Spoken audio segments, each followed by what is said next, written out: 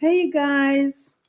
Good morning and welcome to another episode of She Emerged podcast.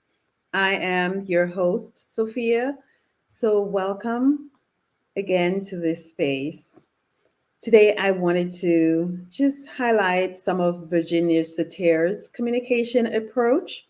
And so, as I delve into it, Virginia considered survival stances. So when I say survival stances, she talked about protecting one's self worth against verbal and nonverbal threats, as well as in the four survival stances, there is an imbalance, so to speak.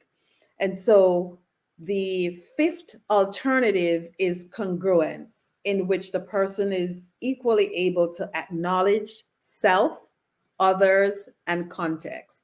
So when we think about communication, communication takes place in terms of self, others, and context. So to be able to contextualize what's happening. So let's look at what Virginia suggests.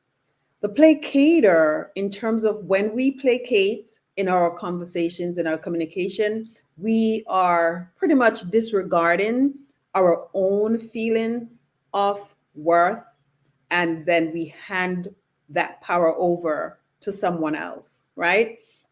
And so you may be wondering, how is this possible when we say yes to everyone else but ourselves?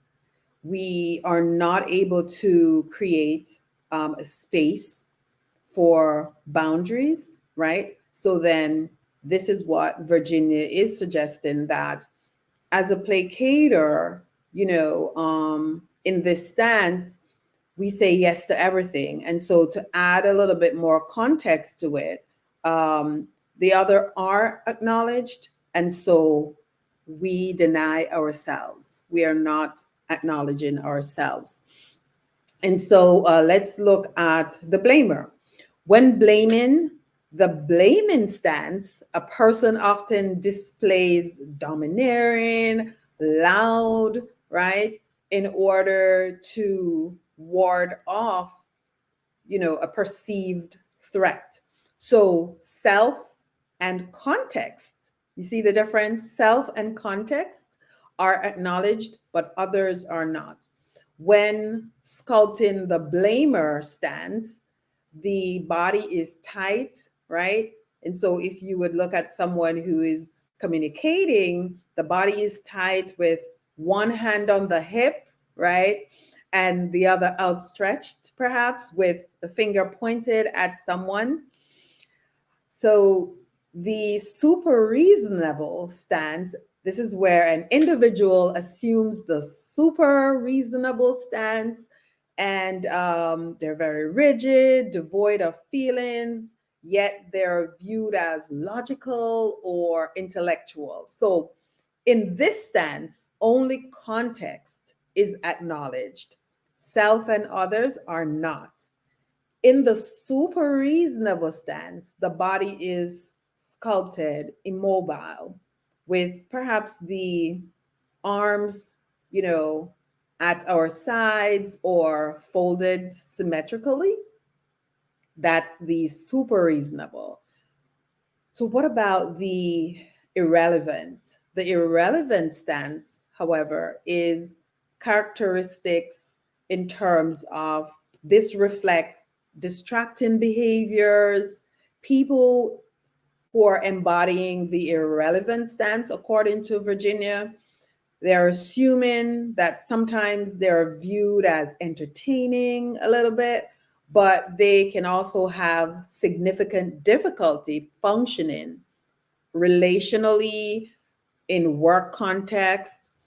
And so, as she mentioned, sculpting, the irrelevant position of the body is constant, but it is also purposeless in motion.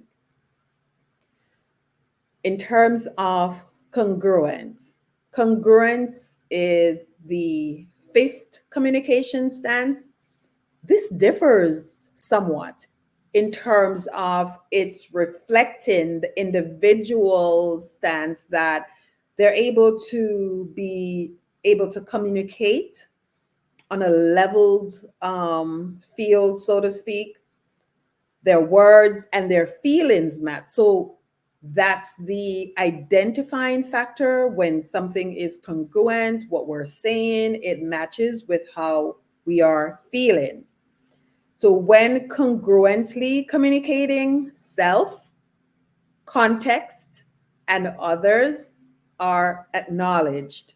So in terms of, a therapeutic goal, I would say congruence is the ideal goal as a therapist that I would, encourage. So this is, in essence, I want to say one of the focus of the treatment plan goal in terms of, the experience here is to see growth at the individual, not only the individual, but at the systemic level. So then I would pinpoint that in terms of personal growth, and, when we're working with communication in terms of the presenting concern, for a minute, I want to highlight that in the communication goal, rather, it would be helpful, even in terms of what Virginia is suggesting, that we are acknowledging that, yes, as I went over, the placater, the blamer, super reasonable. And maybe you have also come across, individuals who are super reasonable when they're communicating, and as well as those who are blamers. Even so, I am reminded of, the I statements that we use, because the I statements are communicating what we feel, when, about, so it's specific. It is the focus on self, rather, what you are able to experience, as opposed to the accusatory, where, shoulds are often, I would say, utilized in this space. You shouldn't have, you always, you never. So in this space, rather, it would be accusatory. And when this is embodied, when this is a cue in the communication stance, then it is so easy for a defense mechanism to be a part of that space. And once defense mechanism is taking place, then, criticism, you're flooded, conversation is gridlocked. If you're working with couples, this is also what John Gottman would suggest, that very often conversations are flooded. You don't get anywhere, because then perhaps you would notice that conversation or topic would be tabled because individuals are now flooded and gridlock is taking place. So I just wanted to share that in terms of when you're working with a couple, from that lens. So let's look at a little bit further of what, Virginia suggests in the congruent communication space.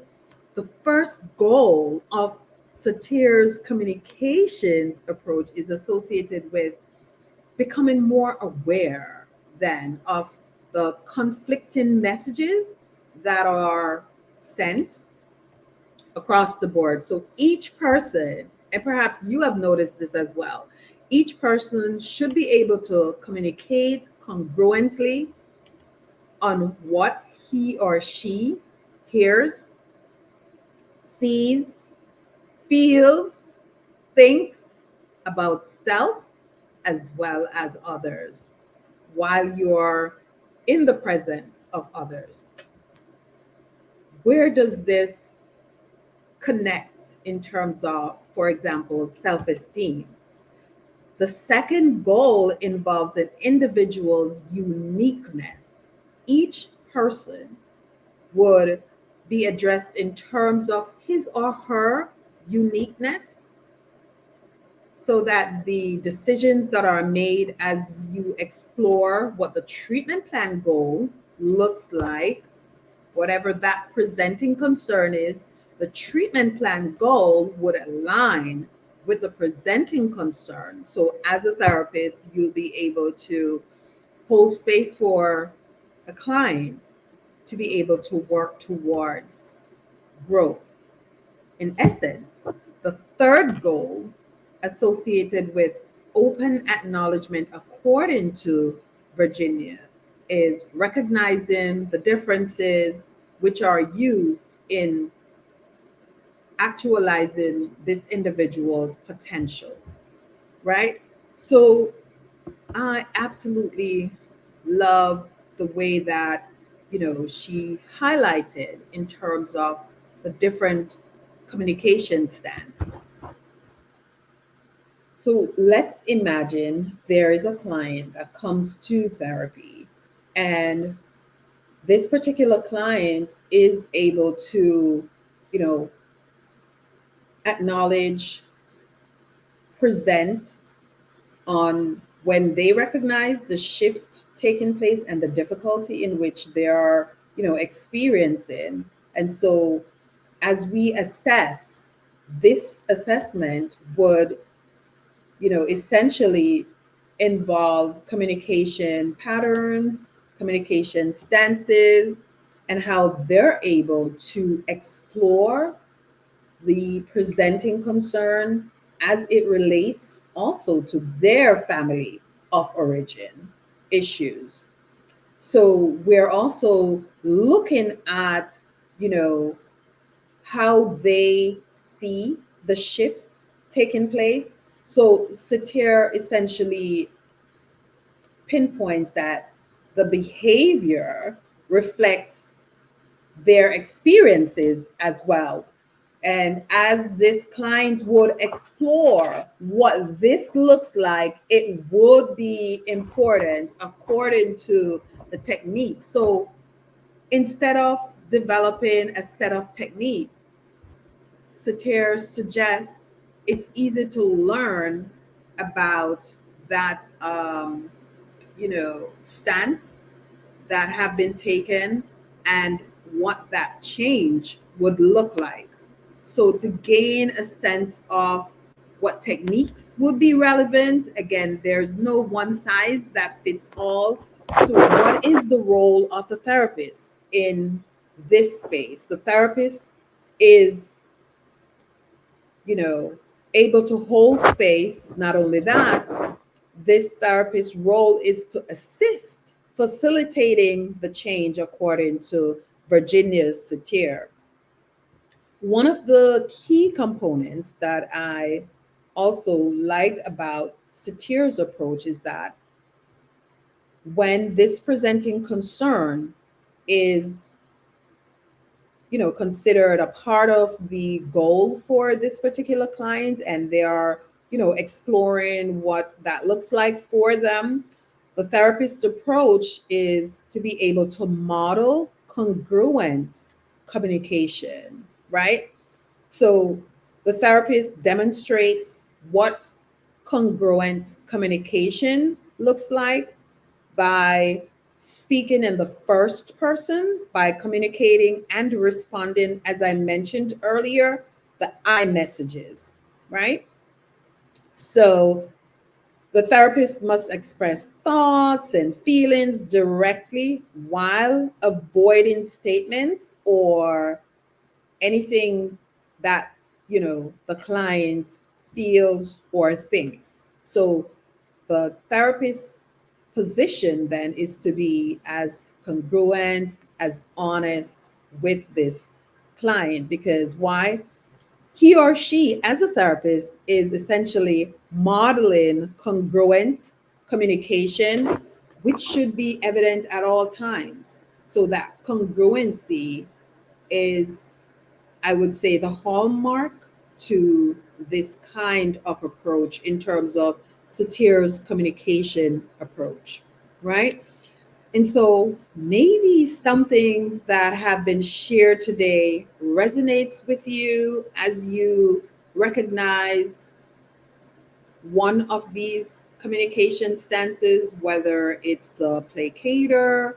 I want to also highlight that, for example, so that it will be, something that you're able to identify with. For example, if someone experienced a loss, this is how they would, run into this kind of communication stance in terms of someone would say, oh, you know, you should have gotten over that by now, or there's always another opportunity. So they're placating your experience, right? And so this is where they're minimizing your experience through the loss. And as I've always shared, no two individuals experience the same way of grieving, right? So I thought it was necessary for me just to give you an example of what that placating idea in terms of the communication would look like. I wanted to also, you know, acknowledge that these are powerful tools as well to create change. And change can be difficult for people, right? No two experiences are alike. So to be able to utilize communication as a language, you know, in the Caribbean, so to speak, very often one would come across this notion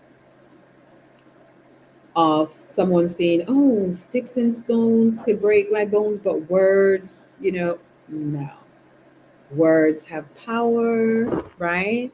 And so some of these things are what essentially clients would talk about, you know, that triggers them in terms of language, in terms of words and how they are being shared. I would suggest that as you recognize yourself in one of these, perhaps super reasonable, the blamer, placater, congruent, it is okay to see where you are. As I've often shared as well, you have to name it to be able to heal from it, right? And once you're able to recognize self, recognize where we are in our own healing journey, to gain insight, awareness, that's key. That's huge. So, guys, I just wanted to stop by real quick to share Satir's communication approach. I hope something that I've shared resonates with you.